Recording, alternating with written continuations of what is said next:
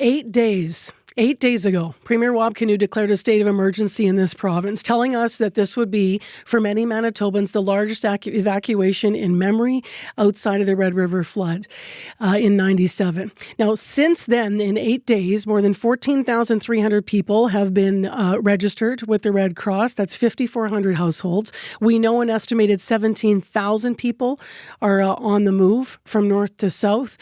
And still, there are 27 fires that are burning in Manitoba. There's 162 people on the front lines fighting the flames. The Premier is here for our regular monthly interview, which today is obviously devoted to the crisis in the wildfires. Good morning.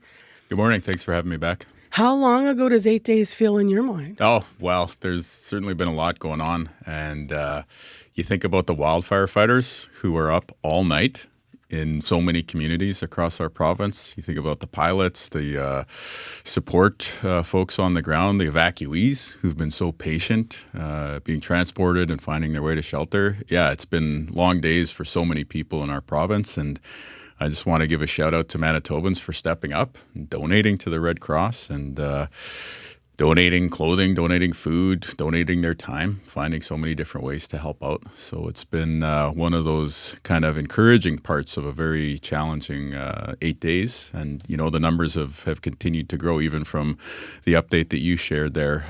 We're closer to about 16,800 people registered now. And keep in mind, not everyone registers with us. Mm-hmm. You know, some folks, they just make the decision they're going to stay with family and, you know, they don't necessarily register. And so the number, we were saying 17,000. Now I think we can safely assume it's north of that number now. Okay. You wanted to mention that there's a federal program that's matching donations to the Red Cross. Yeah, we, the province of Manitoba and the federal government are going to be matching your donations to the Red Cross. It's been so great to see people step up and ask, how can I help? It's like the most Manitoban of instincts. And basically with this, each dollar that you donate will be matched by a provincial dollar and a federal dollar. So if you donate $1 to the Red Cross, it becomes $3 in terms of impact. And this has been a joint effort with the province of Saskatchewan. I believe the province of Saskatchewan is doing the same thing on their side. So really thinking about a response across the prairies. Manitobans are stepping up. You're being very generous, which is our nature. It is your nature. And I just wanted to share the news that there'll be this $15 million contribution from the province. I believe Saskatchewan's doing the same thing. And then the federal government contributing up to $35 million. So if you do have that ability to help monetarily and you're so inclined, your donations impact will be multiplied. I have a number of things to walk through here. I'm wondering where the most urgent firefighting situation is this morning. Well, it continues to be in northern Manitoba with Pimicikamak, Flin Flon, the areas around Puckawagan, Snow Lake, and Split Lake. And then, of course, in the east, we still are dealing with a very, very large fire in that part of the province. So if you think over the past few days, you know, firefighters who've, let's take Flin Flon as one example, have been able to protect the city itself while also making sure that they're in the outlying areas, cottage country on the Manitoba side. Past few days were Creighton on the Saskatchewan side. We're getting a really challenging situation. They were able to go help out.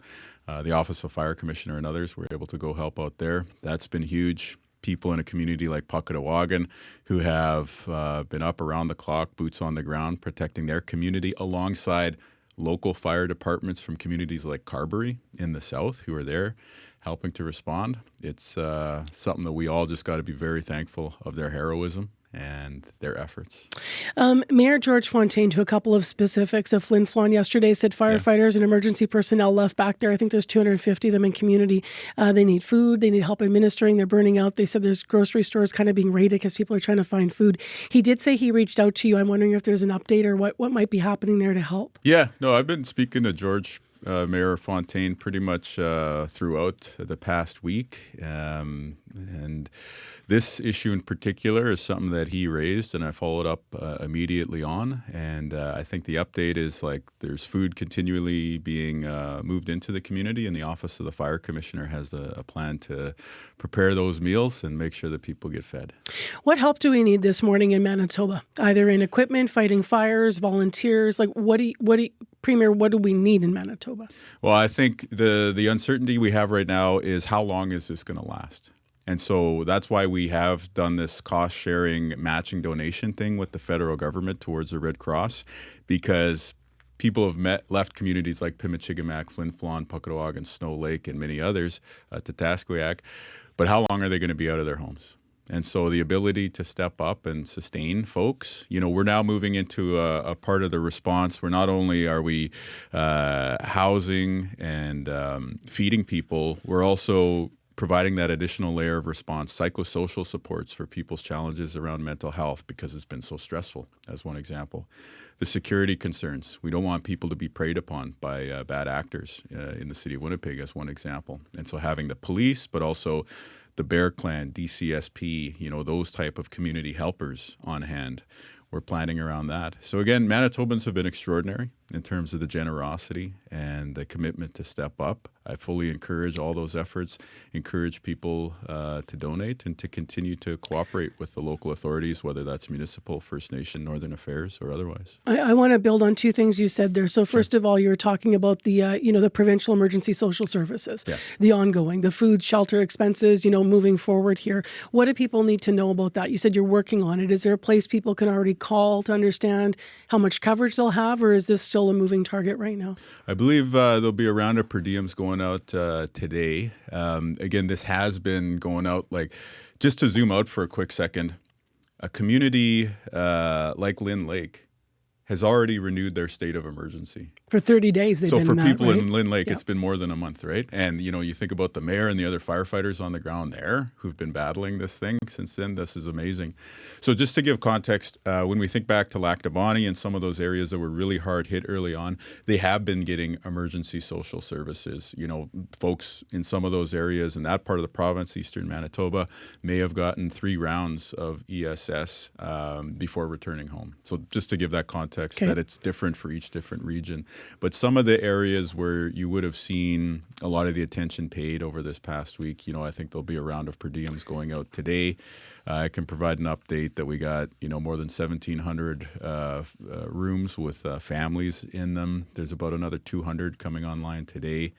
So the number of people staying in the shelters has dramatically increased, and at this point, it's just about matching. We have additional communities like, say, St. Teresa Point and the other Anishinaabe communities who are evacuating due to smoke their medical patients and people who are very vulnerable.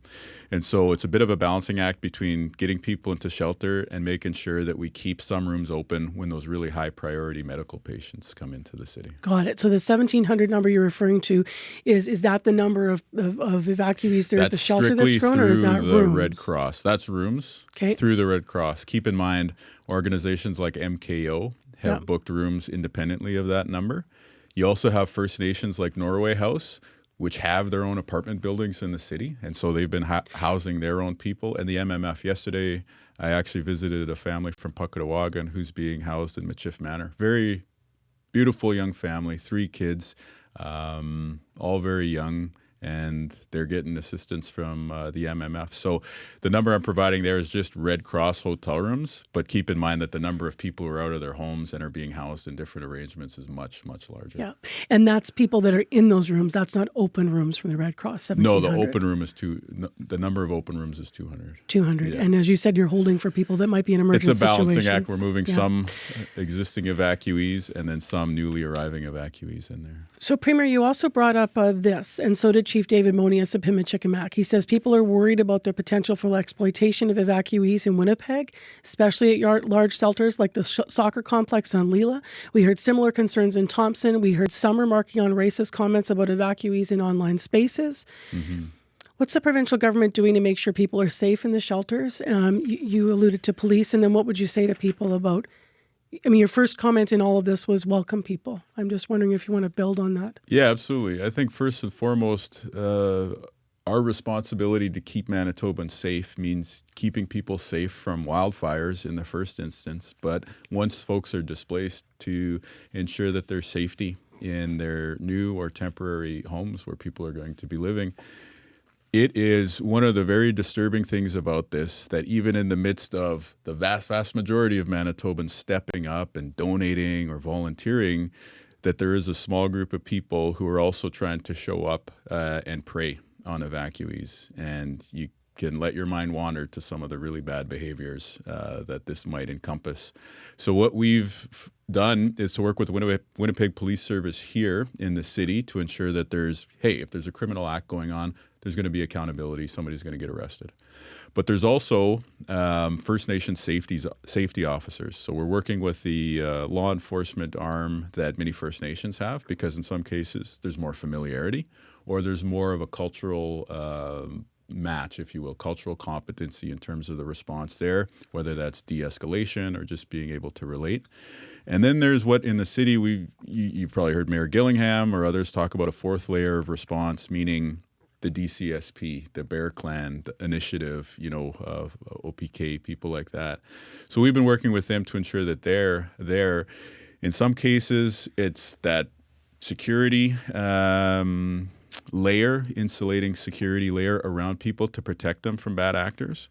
In other cases, this is about somebody struggling. And we do have crisis stabilization unit, public health nurses, and the medical professionals at each of these shelter sites and reception centers. But sometimes you just want somebody who's maybe more of a peer, somebody who's maybe just that relatable voice that you can talk to and debrief. So you're adding some resources around the evacuation centers? Yes, definitely. I'm going to get you to put and then there's security guards too. Yeah. I'm going to get you, Prima, to put your headphones on if that's okay. We do have a clip to play for you. And this presses on a bit of something. You were talking about Manitoba Kiwetinoki Okimakanak MKO. Sheena Garrick is from that organization. She was talking to guest host Margot Watt at CBC. She was with evacuees from both Pimicikamak Cree Nation and Pakatuag. And this was as they got settled in Niagara Falls. And she's critical of how we're handling things. This is just a short clip. They're doing great. They're happy here. They're being well taken care of. There's lots of supports here, medical-wise, and they have hot meals, mental health. Like there's just everything. Like there's so much support out there. I'm very happy and grateful. Ontario picked this up, and they're doing an awesome job. And what about the Manitoba government? They're doing what they can, but I honestly can say they can do a lot better, because Ontario stepped up huge. I'm wondering what your reaction is to that. I know that Manitoba in the past has stepped up for Ontario as well. Things are moving very quickly, but there are questions about, why Manitobans are in Ontario. I know my colleague Adrian Arsenault, had asked you about this. You said you ideally would have everybody back here. So what are your thoughts on that assessment? And were we unprepared for the scale of this? Is that why people are not finding the same supports that they might be finding in other provinces? That is the Manitoba response, just to be clear. Like we have hired this private firm, Expira, to manage our response, and they found rooms in Niagara. So for context, earlier in this same wildfire season, Ontario didn't have rooms, and we housed more than 1,000 Ontario evacuees here. And then they were eventually repatriated to that province. So I think one of the things that we're seeing this year is that we have to have a pan-provincial, a national response, just given the scale of the emergency that we're facing, Saskatchewan faces, Ontario and Alberta now increasingly are facing. So again, the ability to get people within 1 week out of harm's way into shelters in the first instance, and then into hotel rooms with the sort of wraparound support so you need to keep people safe, I think is a testament to the amazing work that our emergency management folks have done, along with really strong partners like MKO, like the MMF, like municipal leaders across northern Manitoba. What are the lessons out of this about what we need to do in Manitoba moving forward? And I appreciate we're still in this moment of crisis. Around equipment for the North to be better prepared, and maybe around having that wraparound stuff when evacuees land here. already in place? Are those some of the areas we have to work on? Well, the equipment needs that have been identified have been provided even before those concerns were reported in media. We had responded to, I think, most of them. So I think the focus that I would highlight are two things.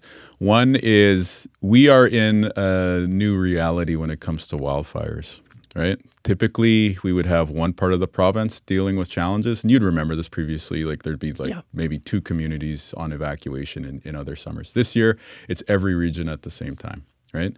So that's one thing that we need to plan for in the future. And then the second thing that's really stood out is misinformation. It is striking during a state of emergency how quickly false claims can make their way around social media that actually pull away time and resources from people who would otherwise be coordinating an evacuation effort or responding to the actual wildfires themselves. So again, I realize people are driven by stress in some cases, and in other cases by a compassionate response to try and get information out there. But again, like you think about the community of Flin Flon, to have the added stress of some false information being shared on social media there, I think was counterproductive. So for us, I think, again, we're trying to get information out. Later today, we're going to be launching a portal, which will be a trusted source of information on fires, where to find evacuation supports, how can you help in the response here, along with that donation initiative to match your donations to the Red Cross. So these are things that we're learning in real time that we have to respond to. And the social media era that we're in demands that we, I think, take steps to combat misinformation as well. We're in news time, but also having news on with the Premier live on CBC Wab Kinew saying later today a portal that will have information for evacuees and for updates on the fires will be created, and we'll learn more about that. I'm just wondering, yes or no, whether or not there's plans before you go here. I want to ask you to have daily briefings, similar to what happened during the pandemic or the flood of '97. Whether it won't be daily, but today you will see the first of a regular scheduled series of briefings. So I believe you'll see Ministers Naylor, who's in charge of the emergency order, and Bushy, who's in charge of the wildfire service, alongside Kristen and Christine, who you've seen at briefings with me previously. Okay, so some changes coming. 8 days.